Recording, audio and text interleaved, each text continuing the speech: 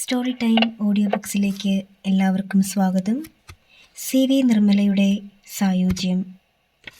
അധ്യായം 1. ദൂരെ മുനിസിപ്പാലിറ്റി കെട്ടിടത്തിൽ നിന്ന് 5 മണിക്കുള്ള സൈറൻ മുഴങ്ങി. അമ്പലങ്ങളിലും പള്ളികളിലും നിന്ന് ഭക്തിഗാനങ്ങളുടെ റെക്കോർഡുകൾ മത്സരിച്ചു തുടങ്ങി. എവിടെയൊക്കെയോ കോഴികൾ കൂവുന്നു, നായ്ക്കൾ കുരയ്ക്കുന്നു. ഗ്രാമം ഉണരുകയായി. പുതിയ പുലരിയിലേക്ക്, ജീവനുള്ള സ്വപ്നങ്ങളിലേക്ക്. വിമല നേരത്തെ ഉണർന്നു കഴിഞ്ഞിരുന്നു. ശ്രീരഞ്ജനിയെ വിളിച്ചുണർത്തി. അമ്മാമ്മയുടെ മകളാണ്. എല്ലാവരും ഉണരുമ്പോഴേക്കും കുളിച്ചിട്ട് വരാം, വിമല പറഞ്ഞു. രണ്ടാളും മുറ്റത്തിറങ്ങി. ഇനിയും നിലാവ് അസ്തമിച്ചിട്ടില്ല.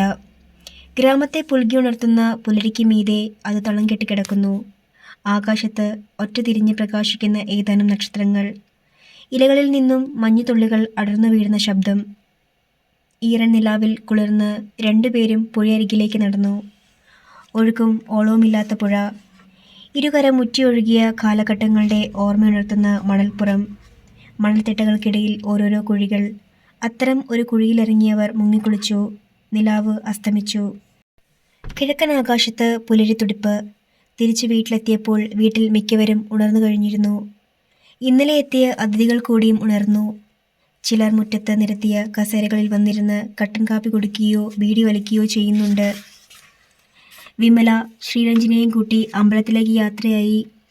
ശ്രീകോവിലിന് മുമ്പിൽ തൊഴുതു നിൽക്കുമ്പോൾ എന്തിനെന്നറിയാതെ കണ്ണു നിറഞ്ഞു. വിറയാർന്ന ചുണ്ടുകൾ. പലവരും മന്ത്രിച്ചു. കൃഷ്ണ, മുരളീധര, കാക്കണേ. ഭഗവാനെയുള്ളു തുണ, വേറെ ആരുമില്ല. പലരും തുണയ്ക്കുണ്ടെന്ന് ധരിച്ചിരുന്നു. മിത്രവേഷം കെട്ടിയ ശത്രുക്കളായിരുന്നു അധികവും. ഏറ്റവും അടുത്ത ബന്ധുക്കൾ പോലും സ്വാർത്ഥരായി പെരുമാറി. ലാഭേച്ഛ മാത്രമായിരുന്നു എല്ലാവർക്കും. മാതാപിതാക്കൾ പോലും തള്ളിപ്പറഞ്ഞില്ലേ. സ്നേഹമല്ലാതെ മറ്റൊന്നും മക്കൾക്ക് നൽകാൻ കഴിയുകയില്ലെന്ന് താൻ വിചാരിച്ചിരുന്നവർ. മാതാപിതാക്കൾക്ക് മക്കളോടും മക്കൾക്ക് തിരിച്ചുമുള്ള സ്നേഹം മനുഷ്യരിലും ജന്തുക്കളിലും ഏറെക്കുറെ തുല്യമാണെന്ന് പണ്ട് ഗോപികൃഷ്ണൻ പറഞ്ഞപ്പോൾ ആത്മരോഷത്തോടെ അയാളെ ഭത്സിച്ചവളാണ് ഞാൻ. അയാളെന്ന് പറഞ്ഞു. സന്തതികൾക്ക് പ്രായപൂർത്തിയാകുന്നതോടെ രണ്ട് വർഗത്തിലും സ്നേഹമില്ലാതാകുന്നു. ഒരു 25 വയസ്സുവരെ മനുഷ്യസന്തതിയെ അതിൻ്റെ തന്തയും തള്ളയും സ്നേഹിച്ചേക്കും. അത് കഴിഞ്ഞാൽ പിന്നെ ആശ്രയത്വമേയുള്ളൂ. സ്നേഹത്തിൻ്റെ ആവരണമാണിതിന്. അമിതാശ്രയത്വം കൂടിയ സ്നേഹമായി തെറ്റിദ്ധരിക്കപ്പെടുന്നു. ജന്തുക്കളിൽ അതില്ലെന്ന് മാത്രം. കൊടുത്തത് തിരിച്ചു വാങ്ങാൻ ജന്തു കാത്തിരിക്കുന്നില്ല. അത്രയും സ്വാർത്ഥത അതിനില്ലാതെ പോയി. ഒരു വ്യാഴവട്ട കാലത്തിന് ശേഷം അത് ശരിയാണെന്ന് ബോധ്യം വന്നിരിക്കുന്നു. പണ്ട് ശ്രീകോവിലിന് മുമ്പിൽ നിന്ന് പ്രാർത്ഥിക്കുന്നത് ഇങ്ങനെയായിരുന്നു. കൃഷ്ണ ഭഗവാനെ, എൻ്റെ മാതാപിതാക്കൾക്ക് സഹോദരങ്ങൾക്കും നല്ല കാലം വരുത്തണമേ. അവർക്ക് വേണ്ടി ജീവിക്കുവാനും അവർക്ക് വാരിക്കോരി കൊടുക്കുവാനും എനിക്ക് കഴിയണേ. ഇന്ന് പ്രാർത്ഥന മറിച്ചായിരിക്കുന്നു. കൃഷ്ണ, എന്നെ സ്വാർത്ഥമതിയാക്കണേ. ഉദാരശീലത്തിൽ നിന്ന് എന്നെ രക്ഷിക്കണമേ. 30-ൽ വില്ലുവാനം വർഷം ജീവിച്ചിട്ടും കയ്യിലുണ്ടായിരുന്ന സമ്പാദ്യമെല്ലാം വാരിക്കോരി കൊടുത്തിട്ടും ബന്ധുമിത്രാദികളുടെ മുറുപുറുപ്പല്ലാതെ ഒന്നും നേടാൻ കഴിയാത്തവളാണ് ഞാൻ. ഇത്രയും കാലം ഞാൻ മറ്റുള്ളവർക്ക് വേണ്ടി ജീവിച്ചു. ഇനിയെങ്കിലും എനിക്ക് വേണ്ടി ജീവിക്കാൻ എന്നെ പഠിപ്പിക്കണമേ. വിമല കൈകൂപ്പി കണ്ണുകളടച്ചു. പിന്നെ വീട്ടിലേക്ക് മടങ്ങുമ്പോൾ ശ്രീരഞ്ജനി ചോദിച്ചു, ചേച്ചി എന്താ പ്രാർത്ഥിച്ചത് ഭഗവാനോട്? പലതും. എന്നാലും എന്നെ എനിക്ക് വേണ്ടി ജീവിക്കാൻ പഠിപ്പിക്കണമേ എന്ന്. വേറൊന്നും പ്രാർത്ഥിച്ചില്ലേ? എന്നെ കെട്ടാൻ പോണ പുരുഷൻ നല്ലവനും സ്നേഹമുള്ളവനുമായിരിക്കണേ എന്ന്. ദീർഘകാലം സുമംഗലിയായി ജീവിക്കാൻ അനുഗ്രഹിക്കണേ എന്ന്. ഇല്ല, ഞാനിതിനെ മാത്രമേ അപേക്ഷിച്ചുള്ളൂ. അതിനനുഗ്രഹമാ എനിക്ക് വേണ്ടത്. ശരിയാ, അച്ഛനെപ്പോഴും പറയും ചേച്ചി ഒരു പൊട്ടിയാണെന്ന്, പാവമാണെന്ന്. എല്ലാവരും കൂടി ചേച്ചിയെ കളിപ്പിച്ചു. ഉണ്ടായിരുന്നതെല്ലാം തട്ടിയെടുത്തു. ചേച്ചിയുടെ സ്ഥാനത്ത് ഞാനായിരുന്നെങ്കിൽ ഒരു 5 ലക്ഷം രൂപ ഡിപ്പോസിറ്റ് കണ്ടേനെ. ഞാനും ഡിപ്പോസിറ്റ് ചെയ്തു കുട്ടി. പണം കൊടുത്തിട്ട് സ്നേഹം വാങ്ങി ശേഖരിച്ചു. പക്ഷേ എൻ്റെ ബാങ്ക് പൊളിഞ്ഞുപോയി. പണമില്ല, സ്നേഹവുമില്ല. 10-12 വർഷം അന്യദേശത്ത് പോയി പണിയെടുത്ത് യൗവനം പാഴാക്കിയത് മിച്ചം. യൗവനം പാഴായിപ്പോയെന്ന് ചേച്ചി നിരാശപ്പെടണ്ട. ഇപ്പം കണ്ടാലും ചേച്ചി സുന്ദരിയാ. ആരും ഒന്നുകൂടി നോക്കും. എനിക്കും കൂടി അസൂയ തോന്നാറുണ്ട്. 31 വയസ്സായ കുട്ടി. ഇന്നലെ കണ്ണാടിയിൽ നോക്കിയപ്പോൾ ഒരിട നരച്ചിരിക്കുന്നു. 31 ആയെങ്കിലും ചേച്ചിയെ കാണാൻ 25 തോന്നിക്കൂ. പ്രായമായാൽ തന്നെ എന്താ, ഇപ്പോഴെങ്കിലും മാംഗല്യഭാഗ്യം വന്നില്ലേ, അതും സുന്ദരനൊരുത്തൻ. ചേച്ചി ഭാഗ്യവതിയാ. അതെ, അവസാനം ഈശ്വരൻ തനിക്ക് മോചനം നൽകിയിരിക്കുന്നു, അനുഗ്രഹിച്ചിരിക്കുന്നു. വിമല ഓർത്തു. പ്രായത്തെ തോൽപ്പിക്കുന്ന സൗന്ദര്യമാണ് ഈ വേള തന്നെ രക്ഷിച്ചത്. ഈ സൗന്ദര്യവും ആരോഗ്യവും തുണയ്ക്കില്ലായിരുന്നെങ്കിൽ കഥ മറിച്ചാകുമായിരുന്നു. വിമലയും ശ്രീരഞ്ജനിയും വീട്ടിലെത്തി. വീട്ടിൽ വലിയ തിരക്കായി കഴിഞ്ഞു. ചിലർ വട്ടം കൂടിയിരുന്ന് വെടി പറയുന്നു. അച്ഛനും അമ്മാമ്മയും അതിഥികളെ സ്വീകരിക്കുന്നു. എവിടെയും സംഭാഷണങ്ങൾ. ശബ്ദം കൊണ്ട് പരിസരം ഇരമ്പുന്നു. പുറത്ത് വെയിൽ പരന്നു കഴിഞ്ഞു. 9 മണിക്ക് പന്തലിൽ വെച്ച് കാപ്പികുടി. മിക്കവാറും അതിഥികളെല്ലാം എത്തിക്കഴിഞ്ഞു. പന്തലിൽ തന്നെയാണ് കല്യാണ മണ്ഡപം ഒരുക്കിയിരിക്കുന്നത്. ചിലർ അത് അലങ്കരിക്കാനുള്ള പണികളിൽ വ്യാപൃതരായി. 10-നും 10:30-ക്കും ഇടയ്ക്കാണ് മുഹൂർത്തം. വിമലയുടെ മുറിയിൽ പെണ്ണുങ്ങൾ തിക്കി അവളെ അണിയിച്ചൊരുക്കുകയാണ്. ഇടയ്ക്ക് ആരോ വന്ന് പറഞ്ഞു. ചെറുക്കം കൂട്ടിലെത്തി. ഇടയ്ക്ക് അച്ഛനും അമ്മാമ്മയും വന്ന് തല കാണിച്ചിട്ട് പോയി. കടന്നു പോകുമ്പോൾ അവർ വിളിച്ചു പറഞ്ഞു, വേഗമാകട്ടെ, മുഹൂർത്തമാകുന്നു. ഇടയ്ക്ക് വീണ്ടും അച്ഛൻ വന്നു. ഒരുക്കം കഴിഞ്ഞില്ലേ ഇതുവരെ? കഴിഞ്ഞു. അകമ്പടിക്കാർ വരാന്തയിലേക്ക് നയിച്ചു. പന്തലിൽ നിറയെ ആളുകൾ. എല്ലാവരുടെയും ശ്രദ്ധ തന്നിൽ. പെണ്ണുങ്ങളുടെ വായുരയ്ക്കവ. അച്ഛനും അമ്മയ്ക്കും വെറ്റിലപ്പാക്ക് വെച്ച് നമസ്കരിച്ചു. അവർ തലയിൽ കൈവച്ച് അനുഗ്രഹിച്ചു. ഒടുവിൽ അമ്മാമ്മയ്ക്കും വെറ്റിലപ്പാക്ക് വച്ചു. അദ്ദേഹത്തിൻ്റെ വിറയാർന്ന കൈത്തലം നെറുകയിൽ. ദീർഘസുമംഗലി ഭവ. നിറഞ്ഞ മനസ്സോടെ അനുഗ്രഹിച്ചത് അമ്മമ്മ മാത്രമാണ്. അദ്ദേഹമായിരുന്നു എന്നും തനിക്ക് തുണ, എന്നും ഉപദേശകൻ. അമ്മമ്മ തൻ്റെ അച്ഛനായിരുന്നെങ്കിൽ എന്ന് എത്ര തവണ ആശിച്ചിട്ടുണ്ട്. സ്വാർത്ഥതയുടെ കരപുരുളാത്ത സ്നേഹവും വാത്സല്യവും. കൊടുത്തതെല്ലാം നന്ദിപൂർവ്വം നിരസിച്ചിട്ടേയുള്ളൂ. എനിക്കൊന്നും വേണ്ട മോളെ, നീ സന്തോഷമായിരുന്നാൽ മതി. എപ്പോഴും പറയും. വീട്ടുകാരുടെ എതിർപ്പിനെയെല്ലാം തേച്ചു മായ്ച്ച് ഈ കല്യാണം നടത്തിത്തരാൻ മുൻകൈയെടുത്തതും അമ്മാമ്മയാണ്. അദ്ദേഹമില്ലെങ്കിൽ ഇത് നടക്കുകയില്ല. എനിക്കൊരു മകനില്ലാതെ പോയി മോളെ, അല്ലെങ്കിൽ നിന്നെ ഇങ്ങനെ കറവ പശുവായി നിർത്താതെ അവനെക്കൊണ്ട് ഞാൻ കെട്ടിക്കുമായിരുന്നു. അമ്മമ്മ പലപ്പോഴും പറഞ്ഞിട്ടുണ്ട്. ഒറ്റ മകളേയുള്ളൂ അമ്മാമ്മയ്ക്ക്, ശ്രീരഞ്ജിനി. കല്യാണ മണ്ഡപത്തിൽ കാലെടുത്ത് വച്ചപ്പോൾ ഉടൻ വിറയ്ക്കുന്നുണ്ടെന്ന് തോന്നി. ശുഭ്രവസ്ത്ര വേഷധാരിയായി അദ്ദേഹം കല്യാണ മണ്ഡപത്തിലിരിക്കുന്നു. തൻ്റെ പുരുഷൻ. തനിക്കിരിക്കാൻ ഇടമില്ലെന്ന് കരുതിയാകണം അല്പം ഒതുങ്ങിത്തന്നു. മണ്ഡപത്തിലിരുന്ന് പന്തലിനെ ആകമാനം നോക്കി. പിന്നെ കണ്ണുകൾ താഴ്ത്തി. എത്രയോ വർഷങ്ങൾക്ക് മുമ്പ് മനസ്സിൽ വിരിഞ്ഞ സ്വപ്നമാണിത്. കല്യാണ മണ്ഡപം, ചടങ്ങുകൾ, ഒടുവിൽ തന്നെ കൈപിടിച്ച് കൂട്ടിക്കൊണ്ടുപോകുന്ന പുരുഷൻ. ആ സ്വപ്നം ഇനി യാഥാർത്ഥ്യമാകുന്നു. ഹൃദയം നിറയെ പ്രേമത്തിൻ്റെയും സുഗന്ധവും കരുതിവെച്ച് കാത്തിരുന്നു. ഒടുവിൽ നായകൻ വന്നണഞ്ഞിരിക്കുന്നു. സ്വപ്നത്തിൽ ഭാര്യയാകുന്നതിന് കണക്കില്ല. ഭർത്താവിൻ്റെ ലാളനകളേറ്റും കുഞ്ഞുങ്ങളെ താരാട്ടിയും സങ്കല്പത്തിലൂടെ തള്ളിവിട്ടിരുന്ന ജീവിതം ഇനി സ്വപ്നങ്ങളല്ല, സ്വപ്നം പോലെയുള്ള സത്യങ്ങൾ മാത്രം. ചടങ്ങുകൾ പുരോഗമിക്കുകയാണ്. കഴുത്തിൽ താലി ചാർത്തേണ്ട മുഹൂർത്തമായി. ആളുകൾ മുമ്പോട്ട് തിക്കിത്തിരക്കി നീങ്ങുന്നു. ഫോട്ടോഗ്രാഫറുടെ കയ്യിലെ ക്യാമറയുടെ ഫ്ലാഷ് പലതവണ കണ്ണഞ്ചിച്ചു. പെട്ടെന്ന് ആളുകൾക്കിടയിൽ ഒരു കലക്കം. എല്ലാവരെയും തള്ളിമാറ്റി ഒരുവൻ ഇടിച്ചു കയറി വന്നു. മണ്ഡപത്തിൻ്റെ തൊട്ടുമുമ്പിലേക്ക് അവൻ ചാടി. താലികെട്ടൻ വരട്ടെ. വിമല ഞെട്ടി മുഖമുയർത്തി. രാജൻ ബാബു. നെഞ്ചിലൊരു ഇടിമുഴക്കം. മണ്ഡപം തകർന്ന് നിലം പൊത്തുകയാണെന്ന് തോന്നി. ആളുകൾ അന്തമിട്ട് നോക്കി നിൽക്കുന്നു. മാറി നില്ലടാ, എന്താടാ കാര്യം? അമ്മാമ്മ ഇടപെട്ടു.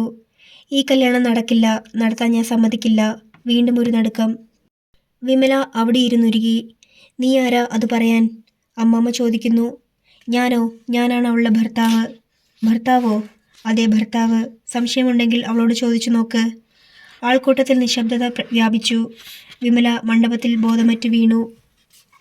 അധ്യായം 2. വിമലയെ ആരൊക്കെയോ താങ്ങിയെടുത്ത് വീട്ടിനുള്ളിലേക്ക് കൊണ്ടുപോയി. പ്രതിശുദ്ധവരൻ എഴുന്നേറ്റ് മണ്ഡപത്തിൽ നിന്ന് താഴെ ഇറങ്ങി. രാജൻ ബാബു മണ്ഡപത്തിലേക്ക് കയറി നിന്ന് പന്തലിലുള്ളവരെല്ലാം നോക്കി. അതിനുശേഷം ഒരു നാടകീയ പ്രഖ്യാപനം നടത്തി. കഴിഞ്ഞ 12 വർഷമായി വിമല എൻ്റെ ഭാര്യയാണ്. ആളുകൾ ശബ്ദിക്കുന്നില്ല. ആകെ ഒരു സ്തംഭനാവസ്ഥ. വലിയൊരു അത്യാഹിതം സംഭവിച്ച പ്രതീതി. വിമലയുടെ മാതാപിതാക്കളും അമ്മാവനും ഇടിവെട്ടതുപോലെ നിൽക്കുകയാണ്. ഒടുവിൽ അമ്മാമ്മ രാജൻ ബാബുവിനോട് ചോദിച്ചു, നീ അവളുടെ ഭർത്താവാണെന്നതിന് തെളിവ് വല്ലതുമുണ്ടോ? തെളിവെന്തിന്? അവളോട് ചോദിച്ചാട്ടെ. അവൾ നിഷേധിച്ചാൽ ആ നിമിഷം ഞാൻ സ്ഥലം വിട്ടോളാം. വിവാഹം കഴിച്ചെങ്കിൽ അതിന് തെളിവുണ്ടായിരിക്കണം. വെറുതെ കയറി വന്ന് ഇവളെൻ്റെ ഭാര്യയാണെന്ന് പറഞ്ഞാൽ ഞങ്ങൾ സമ്മതിച്ചു തരില്ല. ഇമ്മാതിരി കല്യാണം മുടക്കികളെ ഞാൻ ഒരുപാട് കണ്ടിട്ടുണ്ട്. അമ്മാമ്മ കയ്യിൽ കിട്ടിയ ന്യായത്തിൽ കടിച്ചു തൂങ്ങി. തെളിവ് വേണമെങ്കിൽ അതുമുണ്ട്. രാജൻ ബാബു ഒരു കടലാസ് ചുരുൾ എടുത്ത് നിവർത്തി. മുദ്രപത്രമാണ്, രജിസ്റ്റർ ചെയ്ത വിവാഹ ഉടമ്പടി. ആദ്യം അമ്മാമ്മ വായിച്ചു നോക്കി. പിന്നെ പലരുടെ കൈകളിലൂടെ അത് കൈമാറിപ്പോയി. രാജൻ ബാബുവും വിമലയും തമ്മിലുള്ള വിവാഹത്തിൻ്റെ സാക്ഷ്യപത്രം. ഇയാൾ പറയുന്നത് കള്ളമല്ലെന്ന് എല്ലാവർക്കും ബോധ്യമായി. വിമലയുടെ ബന്ധുക്കളുടെ ശിരസ് താണു. അവരുടെ നാവിറങ്ങിപ്പോയതുപോലെയായി. മിണ്ടാൻ കഴിയുന്നില്ല. ഇതുപോലൊരു അപമാനം. ഈശ്വര! ഗംഗാധരൻ നായർ നെഞ്ചു തിരുമ്മി. പന്തലിലെ ആൾക്കൂട്ടത്തിൽ നിന്നും കുശുകുശുപ്പുകൾ ഉയർന്നു. നീ അവളെ കെട്ടിയിട്ട് 12 കൊല്ലമായില്ലേ? നീ ഇതുവരെ എവിടെയായിരുന്നു? അമ്മാമ്മ അച്യുനായർ ചോദിച്ചു. കുറേ കാലം ഞങ്ങൾ ഒന്നിച്ച് ജീവിച്ചു. പിന്നെ പിണങ്ങി പിരിഞ്ഞു. രാജൻ ബാബു പറഞ്ഞു. ഇപ്പോഴും പിണക്കത്തിലാണോ? അതെ. പിണങ്ങാൻ എന്താ കാരണം? അവളുടെ വഴിപിഴച്ച ജീവിതം, അന്യപുരുഷന്മാരുമായുള്ള രഹസ്യവേഴ്ച. അത് കാരണം ഞാൻ അവളെ ഉപേക്ഷിച്ചു. ഇത്രയും കാലമായിട്ട് നിങ്ങൾ അവളെ കല്യാണം കഴിച്ചെന്ന് ഞങ്ങൾ അറിഞ്ഞിട്ടില്ല. അവളത് നിങ്ങളോട് പറയാഞ്ഞത് എൻ്റെ കുറ്റമല്ലല്ലോ. ഇതൊരു ചതിയാണ്, കൊടുംചതി. എൻ്റെ ജോലി തീർന്നു. വാദപ്രതിവാദത്തിന് എനിക്ക് സമയമില്ല. ഞാൻ പോകുന്നു. രാജൻ ബാബു ഇറങ്ങി നടന്നു. നില്ലടാ, അച്യുനായർ വിളിച്ചു. രാജൻ ബാബു നിന്നു. നിന്റെ ഭാര്യയാണെന്നല്ലേ പറഞ്ഞത്? അവളെ കൂടി കൊണ്ടുപോ. അതിന് എന്നെ കിട്ടുകയില്ല. ഒരു തേവിടിശയെ ഭാര്യയായി പൊറപ്പിക്കേണ്ട കാര്യമൊന്നും എനിക്കില്ല. പിന്നെ നീ എന്തിനിവിടെ വന്നു? അവൾ ഇനിയും ആരെയും വഞ്ചിക്കാതിരിക്കാൻ, ഈ നിൽക്കുന്ന ചെറുപ്പക്കനും കൂട്ടർക്കും ചതി പറ്റാതിരിക്കാൻ. എനിക്ക് പറ്റിയത് ഞാൻ സഹിച്ചു. അയാൾ ആൾക്കൂട്ടത്തിനിടയിലൂടെ നടന്നു നീങ്ങി. മുറ്റത്തിന് താഴെയുള്ള ഒതുക്കുകളിറങ്ങി ഇടവഴിയുടെ തിരവിൽ മറഞ്ഞു. കല്യാണപ്പന്തലിൽ വല്ലാത്തൊരു കലക്കം. ആളുകൾ പ്രാകുകയും പിറുപിറുക്കുകയും ചെയ്തുകൊണ്ട് അങ്ങുമിങ്ങും നീങ്ങി. വരൻ്റെ കൂട്ടർ പെൺവീട്ടുകാരെ പുലവിയും പറഞ്ഞു തുടങ്ങിയിരുന്നു. ആകെ ബഹളം. വന്നവർക്കെല്ലാം തങ്ങൾ അപമാനപ്പെട്ടതുപോലെ തോന്നി. പന്തലിൻ്റെ കോണിൽ ചെറിയ തോതിൽ ഉന്തും തള്ളും നടന്നു. പ്രതിശുദ്ധ വരനും അയാളുടെ ഏറ്റവും അടുത്ത ചിലർ ആൾക്കാരും ചേർന്ന് തങ്ങളുടെ പക്ഷക്കാരെ സമാധാനിപ്പിക്കാൻ ശ്രമിക്കുന്നുണ്ടായിരുന്നു. പെൺവീട്ടുകാരിൽ പ്രമാണികളെല്ലാം വീടിനുള്ളിലേക്ക് തല വലിഞ്ഞു കളഞ്ഞു. എടാ എടാ ഏമ്പോക്കികളെ! വരൻ്റെ പക്ഷത്തെ ഒരു കാരണവർ രോഷാകുലനായി വിളിച്ചു പറഞ്ഞു. കണ്ടവൻ്റെ ഒക്കെ കൂടെ കെട്ടിയും അല്ലാതെയും തോന്നിവാസത്തിന് തേവിടിശയെപ്പോലെ ജീവിച്ച അഴിഞ്ഞാട്ടക്കാരിയായ പെണ്ണിനെയല്ലേ നീയൊക്കെ ഞങ്ങളുടെ കൊച്ചൻ്റെ തലയിൽ കെട്ടിവെക്കാൻ നോക്കിയത്? ഈ ചതിക്കും അപമാനത്തിനും നിന്നെയൊക്കെ കോടതിയിൽ കയറ്റിയില്ലെങ്കിൽ ഞങ്ങൾ അടിമപ്പണി ചെയ്യുമടാ. ഈശ്വരൻ കാത്തു. അതുകൊണ്ട് താലി വയ്ക്കുന്നതിന് മുമ്പേ വിവരമറിഞ്ഞു. ചതിയന്മാര്, നാറികള്, തെണ്ടികള്. മതി കാർന്നോരെ, ബാക്കിയൊക്കെ വീട്ടിൽ ചെന്നിരുന്ന് പറഞ്ഞാൽ മതി. പെൺവീട്ടുകാരിലൊരാൾ ഇടപെട്ടു. ഇവിടെ നിന്ന് പറഞ്ഞാൽ എന്താടാ? 4-5 പേർ മുന്നോട്ട് വന്നു. അവളുടെ അമ്മയുടെ കല്യാണ മണ്ഡപം. ചന്ദനത്തിനി പുകയുന്ന തട്ടം ആരോ തൊഴിച്ചു തെറിപ്പിച്ചു. നിറവറയും നിലവിളക്കും മറ്റാരോ ചവിട്ടിമറിച്ചു. ചിലർ തോരണങ്ങളും പൂമാലകളും പിച്ച് ചീന്തി എറിഞ്ഞു. കല്യാണ മണ്ഡപം താറുമാറായി. പോറ്റി എന്തിനാ ഇനി ഇവിടെ നിൽക്കുന്നേ? ഇവിടെ ഇനി കല്യാണമല്ല, അടിയന്തരമാണ് നടക്കാൻ പോകുന്നത്, പൂജാരിയോട് ഒരുവൻ പറഞ്ഞു. വിവാഹത്തിൻ്റെ പ്രധാന കാർമ്മികത്വം വഹിക്കാനെത്തിയ അയാൾ എന്തു ചെയ്യണമെന്നറിയാതെ പകച്ചു നിൽക്കുകയായിരുന്നു. ഈശ്വരനെ വിചാരിച്ച് ആരും ബഹളമുണ്ടാക്കരുത്. എല്ലാം യാദൃശ്ചികമാണ്. ഞങ്ങളാരും ഒന്നും അറിഞ്ഞോണ്ടല്ല. എന്താണ് സംഭവമെന്ന് പെണ്ണിനും കുളം കലക്കിയിട്ട് പോയ ആ തെമ്മാടിക്ക് മാത്രമേ അറിയൂ. ബാക്കി എല്ലാവരും നിരപരാധികളാണ്. പെൺവീട്ടുകാരിൽ വിവരമുള്ള ചിലർ പലരെയും സമാധാനിപ്പിക്കാൻ ശ്രമിച്ചുകൊണ്ട് പന്തലിലൂടെ നീങ്ങി. വരൻ്റെ ആൾക്കാർ വെല്ലുവിളിച്ചും ഭീഷണി മുടക്കിയും പന്തലിൽ ചുറ്റി നടന്നു. അവർക്ക് പെൺവീട്ടുകാരെ തല്ലണം, തല്ലിയാലേ തൃപ്തി വരൂ. ഈ അപമാനത്തിന് ചതിക്കും ഇതിൽ കുറഞ്ഞ നീതി ശിക്ഷയും ഇല്ലെന്നാണ് അവരുടെ പക്ഷം. അടിച്ചു തിരപ്പാക്കി പന്തലിന് തീയും വെച്ചിട്ട് വേണം മടങ്ങാൻ. പിരിഞ്ഞു പോകാൻ പറഞ്ഞിട്ടും ആളുകളൊന്നും പിരിഞ്ഞു പോകുന്നില്ല. അവളുടെ തന്തയും തള്ളയും അമ്മാവനെയും ഇങ്ങോട്ട് ഇറക്കി വിട്. അവരോട് ചിലതൊക്കെ ചോദിക്കാനുണ്ട്, ഒരുത്തൻ വിളിച്ചു പറഞ്ഞു. ആരോടും ഒന്നും ചോദിക്കണ്ട, സ്ഥലം വിടാം. മറ്റൊരാൾ അയാളെ പിന്തിരിപ്പിക്കാൻ ശ്രമിച്ചു. അങ്ങനെ സ്ഥലം വിടാനല്ലെന്ന് നമ്മൾ വന്നത്. നമ്മളെ ചതിച്ചതിന് വെറുതെ വിട്ടാൽ പറ്റുകയില്ല, പകരം ചോദിക്കണം. പന്തലിൽ പലയിടത്തും വാഗ്വാദം മുറുകി. എപ്പോൾ വേണമെങ്കിലും അടികലശമുണ്ടാകാമെന്ന് തോന്നി. പ്രതിശുദ്ധ വരൻ ഉറ്റ ബന്ധുക്കളെയും കൂട്ടി പന്തലിൽ നിന്ന് ഇറങ്ങിപ്പോയി. അവർ 2 കാറുകളിൽ കയറി സ്ഥലം വിട്ടു. ചെറുക്കനെയും മറ്റും പോയതോടെ ചെറുക്കൻ കൂട്ടർ ഒന്നയഞ്ഞു. ഒറ്റയ്ക്ക് പെട്ടയ്ക്കും ഇറങ്ങി തുടങ്ങി. പന്തലിലെ സംഘർഷത്തിനും ഒരയവ് വന്നു. സംഭവത്തിൻ്റെ വാസ്തവസ്ഥിതി അറിഞ്ഞിട്ടേ പോകൂ എന്ന് തീരുമാനിച്ചവർ അവിടെ ചുറ്റിപ്പറ്റി നിന്നു. വരൻ്റെ ബന്ധുമിത്രാദികൾ സ്ഥലം വിട്ടതോടെ വിവാഹപ്പന്തലിലെ ബഹളം വീട്ടിനുള്ളിലേക്ക് വ്യാപിച്ചു. വീട്ടുകാർ തമ്മിൽ വഴക്കും വാഗ്വാദവുമായി. കുടുംബത്തിൽ ദുഷ്പേരും അപമാനവും ഉണ്ടാക്കിയെന്ന് ഒരു കൂട്ടർ. ചിലർ ഇനിമേൽ ഈ മുറ്റത്ത് കാൽ കുത്തുകയില്ലെന്ന് ശപഥം ചെയ്തിറങ്ങിപ്പോയി. വേറെ ചിലർ അപമാനിതരായി ദുഃഖഭാരത്തോടെ തലയും കുനിച്ചിരിപ്പായി. ചുരുക്കം പേർ സംഭവത്തിൻ്റെ സത്യാവസ്ഥ അറിയാൻ അക്ഷമരായി നിന്നു. പെണ്ണുങ്ങൾ അവിടെ ഇവിടെ കൂടെ നിന്ന് അമർഷത്തോടെ വിമലയെ കുറ്റപ്പെടുത്തി സംസാരിച്ചു കൊണ്ടിരുന്നു. വിമലയുടെ അച്ഛൻ ഗംഗാധരൻ നായർ വിളറി പിടിച്ച് അങ്ങുമിങ്ങും നടന്നു. ഒരു വേള അയാൾ വിമലയുടെ മുറിയുടെ മുമ്പിലെത്തി ധാർമ്മിക രോഷത്തോടെ വിളിച്ചു പറഞ്ഞു: "നീ ഈ തറവാടിൻ്റെ അഭിമാനം കളഞ്ഞല്ലോടി മൂദേവി. ഇനി എങ്ങനെ നാട്ടുകാരുടെയും ബന്ധുക്കളുടെയും മുഖത്തേക്ക് നോക്കും? പകൽ വെട്ടത്തിറങ്ങി നടക്കാൻ മേലെന്നായല്ലോ ഈശ്വര, എന്തൊരപമാനം!" അതിൻ്റെ ബാക്കിയെന്നോണം മാധവിയമ്മ പറഞ്ഞു തുടങ്ങി: "എന്നാലും ഞങ്ങളോട് ഈ കൊലച്ചതി ചെയ്തല്ലോടി. ഈ നാട്ടിൽ ജീവിക്കാൻ മേലേണ്ടായല്ലോ. എല്ലാവരും ചെളിവാരി കയ്യിൽ പിടിച്ചുകൊണ്ട് നിൽക്കുകയാണ്. ആദ്യം ഒരാൾ എറിഞ്ഞിട്ട് വേണം മറ്റുള്ളവർക്കെറിയാൻ. അത് സാധിച്ചു." അച്ഛനും അമ്മയും പറഞ്ഞു കഴിഞ്ഞപ്പോൾ വിമലയുടെ സഹോദരങ്ങൾ പുലഭ്യം പറച്ചിൽ തുടർന്നു: "എനിക്കിവിടെ മാനം മര്യാദയ്ക്ക് ജീവിക്കേണ്ടതാ. ഒരു മെട്ടോള് കാരണം അതിന് മേലാതായി. ഞാനൊരു കച്ചവടക്കാരനാ. നിത്യവും നൂറുകണക്കിന് ആൾക്കാരെ കാണേണ്ടവനാ ഞാൻ. അതെല്ലാം പോട്ടെ, എൻ്റെ ബിസിനസ്സിനെ ഇത് ബാധിക്കാതിരിക്കുമോ?" വിമലയുടെ സഹോദരൻ വിശ്വൻ വിലപിച്ചു. വിമലയുടെ അനുജത്തി അനില കലിതുള്ളുകയായിരുന്നു. "ഞാനും ഭർത്താവും കുഞ്ഞുങ്ങളും ഇനി ആത്മഹത്യ ചെയ്താൽ മതി. വീട്ടിൽ ചെന്ന് ഞാൻ എന്തു പറയും? അയൽപക്കക്കാരോട് എന്തു പറയും? വീട്ടിലുള്ളവർ തന്നെ കുത്തുവാക്ക് പറയാൻ തുടങ്ങും." അനുജത്തി അജിതയും അവളാലാവുന്ന പോലെ ചേച്ചിയെ ഭർഷിച്ചു. "ഒന്നാമതേ കെട്ടിയോൻ വീട്ടുകാർക്ക് എന്നെ പുച്ഛമാ. അവരുടെ അത്രയും പണമില്ലെന്നും സ്ത്രീധനം കുറച്ചേ കൊടുത്തുള്ളൂ എന്നും പറഞ്ഞ് പോരെടുക്കാനേ നേരമുള്ളൂ. അമ്മായിയമ്മയ്ക്കും നാത്തൂന്മാർക്കും ഇതുകൂടിയായപ്പോൾ തൃപ്തിയായി. ഇനി അങ്ങോട്ട് തിരിഞ്ഞു കയറണ്ട." വിമലയുടെ ഇളയ ആങ്ങള അജയൻ എന്തൊക്കെയോ പെറുപെറുത്തുകൊണ്ട് നടന്നു. അവൻ നാണം കെട്ടിട്ട് കോളേജിൽ പോകാൻ വയ്യത്രേ. കോളേജിലെ പല കൂട്ടുകാരെയും വിവാഹത്തിന് ക്ഷണിച്ചിരുന്നു. കോളേജിൽ മുഴുവൻ പാട്ടാവുകയില്ലേ? എല്ലാം കേട്ട് സഹി കെട്ടപ്പോൾ അച്യുനായർ മുമ്പോട്ട് വന്നു: "അഭിമാനത്തിൻ്റെയും അന്തസ്സിൻ്റെയും കാര്യം ആരും പറയണ്ട. ആ പാവം പെണ്ണ് 10-12 കൊല്ലം മണലാരണ്യത്തിൽ പോയി കിടന്ന് കഷ്ടപ്പെട്ടുണ്ടാക്കി തന്ന അന്തസ്സല്ലേ പോയുള്ളൂ. അതിനു മുമ്പത്തെ അന്തസ്സ് എനിക്കറിയാം. മോട്ടിച്ചിട്ട് പോലീസ് സ്റ്റേഷനിൽ കിടന്നവനും വ്യഭിചരിച്ചപ്പെട്ട് നാട്ടുകാർ പിടികൂടിയവളും ഉണ്ണാനില്ലാതെ അമ്പലപ്പടിക്കൽ കാവൽ നിന്ന് പടച്ചോറ് വാങ്ങി തിന്നവനുമൊക്കെയല്ലേ ഇപ്പോൾ അഭിമാനം പ്രസംഗിക്കുന്നേ. ഒരുത്തനും അവളെ കുറ്റം പറയാൻ അർഹതയില്ല." വിമലയുടെ മാതാപിതാക്കളുടെയും സഹോദരങ്ങളുടെയും നാവടഞ്ഞു. അവർ അമ്മാമയ്ക്കെതിരായി രഹസ്യമായി പിറുപിറുത്തു. അച്യുനായർ വിമലയുടെ അടുത്ത് ചെന്നു. അവൾ ബോധമുണർന്ന് കിടക്കുകയാണ്. നവവധുവിൻ്റെ അതേ വേഷം, കവളിൽ കണ്ണീർ ചാലുകൾ. അച്യുനായർ അവളുടെ ശിരസിൽ തലോടി. "നേരാണോ മോളെ? രാജൻ ബാബു നിന്നെ വിവാഹം കഴിച്ചിരുന്നോ?" "ഉവ്വ്." വിമല തേങ്ങി. അധ്യായം 3. മരണവീട്ടിലെ ശാന്തത. ഇടയ്ക്കിടെ അടുക്കിപ്പിടിച്ച പിറുപിറുക്കലുകൾ, ചിലപ്പോൾ തേങ്ങലുകൾ. അകത്തളങ്ങളിൽ നിന്ന് ശാപവചനങ്ങളും കേൾക്കാനുണ്ട്. വിമല കിടക്കയിൽ എഴുന്നേറ്റിരുന്നു. മുറിയിൽ ആരുമില്ല. അത്രയും ആശ്വാസം. ജനാല തുറന്നിടാൻ ഭാവിച്ചിട്ട് അവളത് വേണ്ടെന്ന് വെച്ചു. പേടി. ജനാലയ്ക്കപ്പുറം കുറ്റപ്പെടുത്തുന്ന ഒരു മുഖം നോക്കി നിൽപ്പുണ്ടെങ്കിലോ?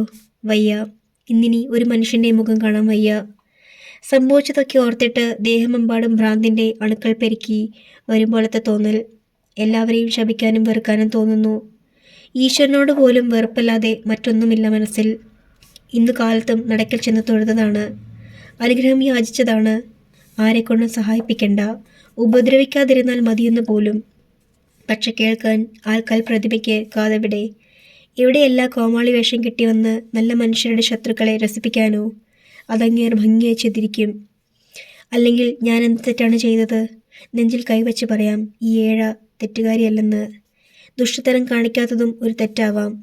12 കൊല്ലം കഠിനാധ്വാനം ചെയ്തില്ലേ? മാതാപിതാക്കൾക്കും സഹോദരങ്ങൾക്കും സുഖമായി കഴിയാനുള്ള വക ഉണ്ടാക്കി കൊടുത്തില്ലേ? ഈ ഉള്ളവൾ ഇനി നരകിച്ചോട്ടെ എന്നായിരിക്കും വിധി.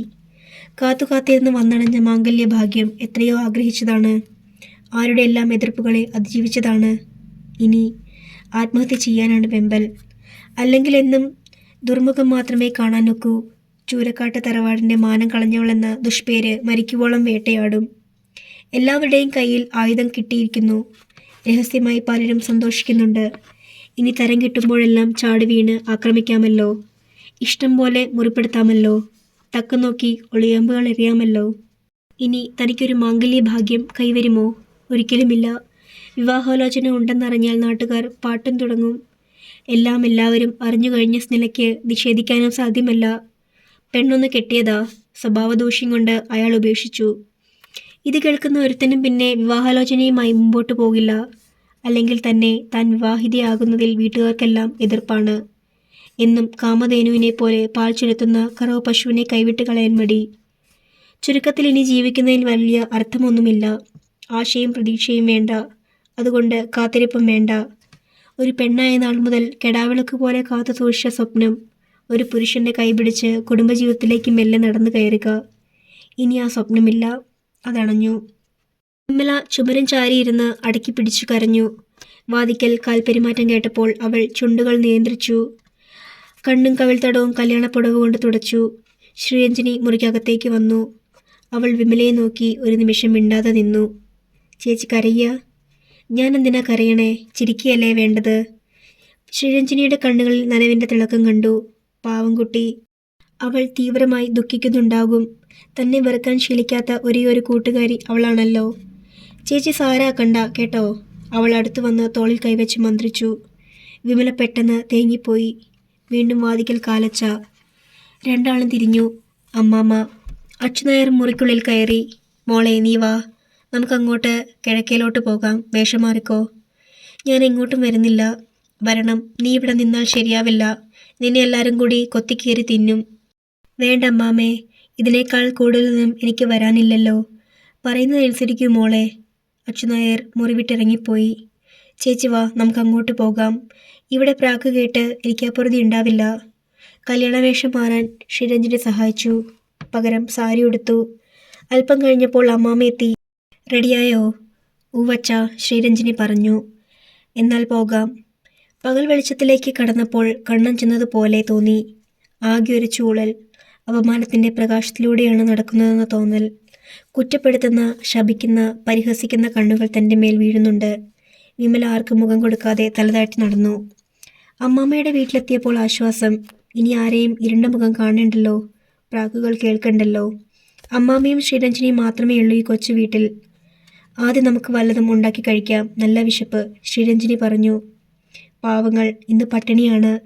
കല്യാണ വീട്ടിൽ 4 ദിവസം മുമ്പേ വന്നതാണ്. ഇന്നത്തെ കല്യാണ സദ്യ കെങ്കേമമാക്കാൻ കുറേയധികം അധ്വാനിക്കുകയും ചെയ്തു കാണണം. ഒടുവിൽ കല്യാണവുമില്ല, സദ്യവുമില്ല. ശ്രീരഞ്ജിനി ചോറും കറിയും ഉണ്ടാക്കി സഹായിക്കാൻ വിമലയെ സമ്മതിച്ചതേയില്ല. ചേച്ചി അവിടെങ്ങാൻ അനങ്ങാതിരുന്നാൽ മതി, അവൾ കൽപ്പിച്ചു. 3 പേരും ഒന്നിച്ചിരുന്ന് ഊണ് കഴിച്ചു. വിമലയ്ക്ക് വെള്ളമല്ലാതെ മറ്റൊന്നും തൊണ്ടയ്ക്ക് താഴെ ഇറങ്ങിയില്ല. വിശപ്പും പാരവശ്യവും ബാക്കി നിൽക്കുകയും ചെയ്തു. ഊണ് കഴിഞ്ഞ് ശ്രീരഞ്ജിനിയുടെ മുറിയിലെത്തി. അമ്മാമ്മ കുശാലായി ഒന്ന് മുറുക്കി. മുറുക്കാൻ ചവച്ചുകൊണ്ട് ഇടയ്ക്കിടയ്ക്ക് വിമലയെ നോക്കി. അമ്മാമ്മ എന്തോ ചോദിക്കാനുള്ള പുറപ്പാടാണെന്ന് വിമലയ്ക്ക് മനസ്സിലായി. അച്യുനായർ എഴുന്നേറ്റ് ജനാലയ്ക്കൽ ചെന്ന് പുറത്തേക്ക് നീട്ടിത്തുപ്പി. തിരിച്ചു വന്ന വിമലയുടെ അടുത്തിരുന്നു. എങ്ങനെയാ മോളെ സംഭവിച്ചത്? നേരായ രീതിയിലല്ലെന്ന് എനിക്കറിയാം. ഇതിലെന്തോ ചതിയുണ്ട്. എന്നെ ചതിയിൽപ്പെടുത്തുകയായിരുന്നു. എങ്ങനെ? ഒറ്റ വാക്കിൽ പറയാനൊക്കുമോ? പറയേണ്ട 100,000 കാര്യങ്ങൾ മനസ്സിൽ തിക്കിത്തിരക്കി. അതുകൊണ്ടൊന്നും പറയാൻ സാധിച്ചില്ല. വിമല മുഖം താഴ്ത്തി. അച്ഛന് ഇപ്പോൾ തന്നെ വിശദീകരണം കിട്ടണോ? നല്ല നേരത്താ ചോദ്യം. ചേച്ചി അതൊക്കെ പിന്നെ എപ്പോഴെങ്കിലും പറയും. ഇപ്പോൾ ചേച്ചി ഒന്ന് വിശ്രമിക്കട്ടെ. ശ്രീരഞ്ജിനി അച്യുനായരെ കുറ്റപ്പെടുത്തും പോലെ പറഞ്ഞു. മതി, പിന്നെ മതി. എന്നാലും അറിയാനൊരാകാംക്ഷ. അച്യുനായർ എഴുന്നേറ്റ് അടുത്ത മുറിയിലേക്ക് പോയി. ചേച്ചി കിടന്നോ, ഞാൻ അടുക്കള വരെ പോയി ഒന്നൊതുക്കിയിട്ട് വരാം. ശ്രീരഞ്ജിനിയും പോയി. അവളുടെ കിടക്കയിൽ വിമല നീണ്ടു നിവർന്ന് കിടന്നു. അമ്മാമ്മയോട് വേണമെങ്കിൽ ഒറ്റ വാക്കിലും പറയാം. പക്ഷേ തൻ്റെ മനസ്സിന് തൃപ്തി പോരാ. മനസ്സെല്ലാം ചിക്കി ചികഞ്ഞ് കിടക്കുകയാണ്. പഴയതും ചീഞ്ഞതും കെട്ടതും കുഴിച്ചുമൂടപ്പെട്ടതുമായ പലതും മാന്തിപ്പൊളിച്ചിട്ടിരിക്കുന്നു. ഇനി അതെല്ലാം അടുക്കി വെക്കണം. മനസ്സിന് വീണ്ടും അതെല്ലാം കാണണം. എവിടെ നിന്നാണ് തുടക്കം? നിസ്സംശയം പറയാം, ദാരിദ്ര്യത്തിൽ നിന്ന്, ഇല്ലായ്മയുടെ വല്ലായ്മകളിൽ നിന്ന്. ഓർമ്മ വച്ചപ്പോൾ മുതൽ ദാരിദ്ര്യമാണ്. പണ്ട് ഇഷ്ടംപോലെ സ്വത്തുക്കളുണ്ടായിരുന്നത്രേ. ചൂരക്കാട് തറവാടെന്നാൽ വിശ്വപ്രസിദ്ധമായിരുന്നു പോലും. തനിക്ക് ഓർമ്മ വയ്ക്കുമ്പോൾ കയറിക്കിടക്കാൻ ഇടിഞ്ഞു പൊളിഞ്ഞ നിലം പൊത്തിയ എല്ലാം മഴക്കാലത്തും ചോരുന്ന ഒരു പുരയും കൊന്ന തെങ്ങുകൾ മാത്രമുള്ള 3/4 ഏക്കർ പറമ്പുമുണ്ട്. അച്ഛനും അമ്മയും 5 മക്കളും കഴിഞ്ഞു പോകാൻ ആ പറമ്പിൽ നിന്ന് കിട്ടുന്ന തുച്ഛ വരുമാനവും. ദാരിദ്ര്യം കൊണ്ടാണ് ഏട്ടൻ പഠിപ്പ് നിർത്തിയത്. അമ്മാമ്മ നിർബന്ധിച്ചുകൊണ്ട് തന്നെ പ്രീ ഡിഗ്രി വരെ വിട്ടു. അരവയർ മുറുക്കിയെടുത്ത് അരിഷ്ടം കഴിഞ്ഞുകൂടിയ കാലം. വിമലയുടെ മനസ്സ് ഭൂതകാലത്തിൻ്റെ ഇരുണ്ട കയങ്ങളിൽ ഊളിയിട്ടതാണു. അഗാധതയിലേക്ക്, ഭാരതയിലേക്ക്. ചിലയിടങ്ങളിൽ ചെളിയും മാലിന്യങ്ങളും, ചിലയിടങ്ങളിൽ മുത്തും പവിഴങ്ങളും. ഒരിക്കലെല്ലാം കണ്ടതാണ്, ജീവിച്ച് തറിഞ്ഞതാണ്. വീണ്ടും. അധ്യായം 4. കോരിച്ചൊരിയുന്ന മഴ. വിമല കുട കരുതിയിരുന്നില്ല. മഴ പെയ്യുമെന്ന് ഒരു ഊഹം പോലുമില്ലായിരുന്നു. അകാലത്തിലെ മഴ തന്നെ. ബസ്സിറങ്ങിയിട്ട് വിമല വീട്ടിലേക്ക് ഓടി. പാവാടയും ബ്ലൗസും നനഞ്ഞു കുതിർന്നു. കയ്യിലെ മിഠായി പൊതി അലിഞ്ഞിറങ്ങാനും തുടങ്ങി. വീട്ടിലെത്തിയപ്പോൾ അച്ഛനും അമ്മയും വഴക്കു തുടങ്ങി. നിനക്ക് കൊടിയെടുത്തുകൊണ്ട് പോയാൽ എന്താടി? മഴ പെയ്യുമെന്ന് അറിയത്തില്ലായിരുന്നോ? വല്ല പനിയും പിടിച്ചാൽ ആശുപത്രിയിലോട്ട് എഴുന്നള്ളിക്കാൻ ഇവിടുന്ന് എവിടുന്നാ കാശ്? ശകാരം തുടർന്നുകൊണ്ടിരിക്കെ അനില തോർത്തെടുത്തുകൊണ്ട് വന്നു കൊടുത്തു. ചേച്ചി, തല തോർത്ത്, പനി പിടിക്കും. വിമല പാവാടയും ബ്ലൗസും മാറി വീട്ടിലെ വേഷമണിഞ്ഞു. നീ പോയിട്ടെന്തായിന്ന് ആരും ചോദിക്കുന്നില്ല. അവൾക്ക് വലിയ വിഷമം തോന്നി. ആർക്കും ഇതിലൊരു താല്പര്യവുമില്ലേ? പരീക്ഷാഫലം അറിഞ്ഞയുടൻ അതിയായ ആഹ്ലാദത്തോടെ ഓടിപ്പാഞ്ഞു വന്നതാണ്. ഗോപികൃഷ്ണനെ കാണാൻ പോലും നിന്നില്ല. റിസൾട്ട് വീട്ടിലറിയിക്കാനുള്ള വെമ്പൽ. സന്തോഷത്തിനൊരു പൊതി മിഠായിയും വാങ്ങി സഹോദരങ്ങൾക്ക് കൊടുക്കാൻ. ഇപ്പോഴിതാ ആർക്കും തൻ്റെ പരീക്ഷാഫലം അറിയണ്ട. വിമലയ്ക്ക് കരച്ചിൽ വന്നു. ഗോപികൃഷ്ണനെ കൂടി കണ്ടിട്ട് പോന്നാൽ മതിയായിരുന്നു. കാണണമെന്ന് അയാൾ പറഞ്ഞതുമാണ്. മുൻകൂട്ടി നിശ്ചയിച്ചിരുന്ന സമയത്ത് ആൾ വന്നില്ല. താൻ കാത്തു നിൽക്കാനും പോയില്ല. ഗോപികൃഷ്ണന് വളരെ സന്തോഷമായേനെ. മനസ്സ് തുറന്ന് അഭിനന്ദിക്കുകയും ചെയ്യുമായിരുന്നു. ചിലപ്പോൾ ഏതെങ്കിലും കോഫി ഹൗസിൽ വിളിച്ചുകൊണ്ടുപോയി സൽക്കരിച്ച് കൂടായുകയുമില്ല. അതെല്ലാം ഉപേക്ഷിച്ചിട്ട് ഓടി വന്നതാണ്. അനിയത്തിമാർക്ക് ഒന്നും അറിയണ്ട. അവരും പഠിക്കുന്നവരല്ലേ. തിണ്ണയിലിരുന്ന് അച്ഛനും അമ്മയും സംസാരിക്കുന്നുണ്ട്. തോർത്തിയ മുടി മാറിയിലേക്കിട്ടിട്ട് വിരൽ കൊണ്ട് ഇടവിടർത്തി കോതിക്കൊണ്ട് അവൾ അവരുടെ സമീപം ചെന്നു. അമ്മേ. എന്താടി? ഞാൻ ജയിച്ചു. അതാണ് ഇത്ര വിശേഷപ്പെട്ട വാർത്ത. ജയിക്കാനല്ലേ നിന്നെ പഠിക്കാൻ വിട്ടത്. പഠിക്കാൻ പോകുന്നവരെല്ലാം ജയിക്കുന്നുണ്ടോ? അവൾ ശുണ്ടിയെടുത്തു. മോളെ, ഗംഗാധരൻ നായർ പറഞ്ഞു, നീ ജയിക്കുമെന്ന് ഞങ്ങൾക്കറിയാമായിരുന്നു. ജയിച്ചതിൽ സന്തോഷവുമുണ്ട്. പക്ഷെ തോൽക്കണേ എന്നായിരുന്നു എൻ്റെ പ്രാർത്ഥന. അതെന്താ അച്ഛാ? ജയിച്ചാൽ വീണ്ടും നിനക്ക് പഠിക്കണമെന്ന് തോന്നും. അതിനുള്ള സാമ്പത്തിക ശേഷി നമുക്കുണ്ടോ? അനിലെയും അജിതയെയും 10ാം ക്ലാസ് വരെയെങ്കിലും പഠിപ്പിക്കണ്ടേ? തോൽക്കാൻ വേണ്ടി പ്രാർത്ഥിച്ചെന്ന്. എന്നാൽ പിന്നെ എന്നെ കോളേജിൽ വിടണ്ടായിരുന്നു. വിമല വിതുമ്പി. എന്നിപ്പോൾ തോന്നുന്നു, പറ്റിപ്പോയ മണ്ടത്തരത്തെക്കുറിച്ച് പറഞ്ഞിട്ടെന്താ? ഇനി ഞാൻ പോകുകയില്ലെന്ന് വച്ചേക്കാം. അതുപോരെ? വാശി തീർക്കാനെന്ന വണ്ണം വിമല പറഞ്ഞു. നല്ല കാര്യം, നീ തന്നെ പറഞ്ഞു, നന്നായി. നിന്നോടതെങ്ങനെ പറയുമെന്ന് വിചാരിച്ചിരിക്കുകയായിരുന്നു ഞാൻ. നിന്റെ പഠിപ്പ് നിർത്തിയേക്ക്, അല്ലാതെ ഒരു വഴിയുമില്ല. അച്ഛാ. സാരമില്ല മോളെ, ഇത്രയും യോഗമേ ഉണ്ടായിരുന്നുള്ളൂ എന്ന് സമാധാനിക്ക്. നിനക്ക് പ്രീ ഡിഗ്രി വരെയെങ്കിലും പഠിക്കാൻ സാധിച്ചല്ലോ. വിശ്വൻ്റെ കാര്യമോ? 8ാം ക്ലാസ്സിൽ വെച്ച് നിർത്തേണ്ടി വന്നില്ലേ? അല്ലെങ്കിലും ഈ തൊഴിലില്ലാത്ത കാലത്ത് കുറേ പഠിച്ചിട്ട് എന്താ ഗുണം? അച്ഛ, എനിക്ക് ഫസ്റ്റ് ക്ലാസ് ഉണ്ട്. അതുകൊണ്ട് എന്താ മോളെ ഗുണം? നിന്നെ ഇനി കോളേജിൽ വിടാൻ എനിക്കാവതില്ല. ഇതുതന്നെ കൂടിപ്പോയി. കടത്തിനുമേൽ കടമായി കഴിഞ്ഞു. എന്തെങ്കിലും പഠിക്കണമെന്നുണ്ടെങ്കിൽ നീ വല്ല തയ്യലും പഠിക്കാൻ പോ. വിമല ഏങ്ങലടിച്ചു കരഞ്ഞുകൊണ്ട് മുറിയിലേക്ക് പോന്നു. അവളുടെ കരച്ചിൽ കണ്ട് അനുജത്തിമാർ വിഷണ്ണരായി നോക്കിയിരുന്നു. ചേച്ചിയുടെ മുഖത്തേക്ക് നനവലിഞ്ഞ മിഠായി പൊതിയിലേക്കും അജയൻ മാറി മാറി നോക്കി. പഴകി ദ്രവിച്ച ഓടുകൾക്കിടയിലൂടെ മുറിക്കുള്ളിൽ ഇവിടെവിടെ മഴത്തുള്ളികൾ ചോർന്നുകൊണ്ടിരുന്നു. മഴ നിലച്ചു. വിമലയുടെ കരച്ചിൽ തെല്ലനടങ്ങി. എല്ലാ മോഹങ്ങളും തീപിടിച്ച് വെന്തുപോയതുപോലെ തോന്നി. ഇനി എന്തിനു ജീവിക്കുന്നു എന്നുപോലും. ആത്മഹത്യ ചെയ്യുകയാണ് വേണ്ടത്. തിണ്ണയുടെ ഉത്തരത്തിൽ കീടനാശിനി ഇരിപ്പുണ്ട്. അതെടുത്ത് കഴിച്ചു തന്നെ. അച്ഛൻ്റെയും അമ്മയുടെയും മുമ്പിൽ വീണ് പിടഞ്ഞു ചാകണം. അപ്പോഴെങ്കിലും അവർ സങ്കടപ്പെടാതിരിക്കില്ല. പൊന്നുമോളെ തുടർന്നും പഠിപ്പിക്കണമായിരുന്നു. ഇങ്ങനെ പലവിധ ചിന്തകൾ പതറിപ്പതറി കിടന്നുപോയി. എല്ലാവരും അരപ്പട്ടിണിയുടെ വിശപ്പേറുന്ന സുഖശുപ്തിയിൽ ആണ്ടുകിടക്കുമ്പോൾ അരവയർ മുറുക്കിക്കുത്തി ഇടയ്ക്കിടെ വെള്ളം പകർന്നു കുടിച്ച് വിശപ്പാറ്റി മണ്ണെണ്ണ വിളക്കിൻ്റെ വെട്ടത്തിരുന്ന് ഉറക്കം വിളിച്ച് പഠിച്ചത് ഓർക്കുമ്പോൾ സഹിക്കാൻ കഴിയുന്നില്ല. അതെല്ലാം ഇതിനായിരുന്നല്ലോ. എല്ലാം പാഴ്. വിമലയ്ക്ക് വീണ്ടും കരച്ചിൽ പൊട്ടി. ഗോപികൃഷ്ണനോട് എന്തു പറയും? പഠിപ്പ് നിർത്തിയാൽ ഇനി അയാളെ കാണാനൊക്കില്ല. ഗോപികൃഷ്ണന് ഈ വാർത്ത ഒരു ഷോക്കാകും. ഡിഗ്രി ഫൈനലിൽ എക്സാം എഴുതിയിട്ട് നിൽക്കുന്ന അയാൾ വീടിനടുത്ത് കോളേജില്ലാഞ്ഞിട്ടല്ല താൻ പഠിക്കുന്ന കോളേജിൽ തന്നെ PG ചേരുന്നത്. തന്നെ ഇന്നും കാണാമല്ലോ എന്നോർത്ത്. 2 വർഷം കൂടി കണ്ടും മിണ്ടിയും സ്വപ്നം പങ്കിട്ടും കഴിയാമല്ലോ എന്ന് വിചാരിച്ച്. അയാളൊരു സ്വപ്നം സമ്മാനിച്ചിട്ടുണ്ട്. അത് മനസ്സിലേറ്റി താലോലിച്ചാണ് കഴിഞ്ഞുകൂടുന്നത്. അയാൾക്ക് ജീവിതത്തെക്കുറിച്ച് വ്യക്തമായൊരു കാഴ്ചപ്പാടും ലക്ഷ്യബോധവുമുണ്ട്. ചിട്ടയോടെയാണ് അയാൾ ദിവസങ്ങളിലൂടെ കടന്നു പോകുന്നത്. എടോ മിസ് വിമലാജി നായർ, ഞാൻ PG എടുത്തു കഴിയുമ്പോൾ താൻ ഡിഗ്രി 2ാം വർഷം പൂർത്തിയാക്കും. 2ാം വർഷം ഞാൻ ജോലി തേടി നടക്കേണ്ടി വരും. അപ്പോഴേക്കും തനിക്ക് PG 1ാം വർഷത്തിലേക്ക് കടക്കാം. എനിക്കപ്പോൾ ഒരു കോളേജ് ലെക്ചറായി നിയമം കിട്ടിക്കഴിഞ്ഞിരിക്കും. പിന്നെയും ഒരു വർഷം താൻ PG എടുത്തു, പിന്നെ B.Edന്. അതിൻ്റെ ചിലവൊക്കെ എൻ്റെ വക. B.Ed കഴിഞ്ഞാൽ തനിക്ക് ജോലി കിട്ടുന്നോ ഇല്ലയോ എന്നൊന്നും ഞാൻ നോക്കുകയില്ല. പിന്നെ തന്നെ കെട്ടിയെടുത്ത് എൻ്റെ ഭാര്യയാക്കി കൂടെ താമസിച്ചിട്ടേ ബാക്കി കാര്യാലോചനയുള്ളൂ. തനിക്ക് ഞാനെങ്കിലും ഹൈസ്കൂളിൽ ഒരു ടീച്ചറുടെ പണി വാങ്ങിത്തരാം. തന്നെയും മോഹം അതല്ലേ ഗോപികൃഷ്ണൻ പറയാറുള്ളത്. തൻ്റെ മോഹവും അതുതന്നെ. പഠിക്കുക, ബിരുദാനന്തര ബിരുദം എടുക്കുക, B.Edന് പോകുക, പിന്നെ ഏതെങ്കിലും ഹൈസ്കൂളിൽ ഒരു ടീച്ചറായി. ആരാകണമെന്ന് സങ്കല്പിക്കാൻ തുടങ്ങിയ കാലം മുതൽക്ക് ടീച്ചറാകാനാണ് താല്പര്യം.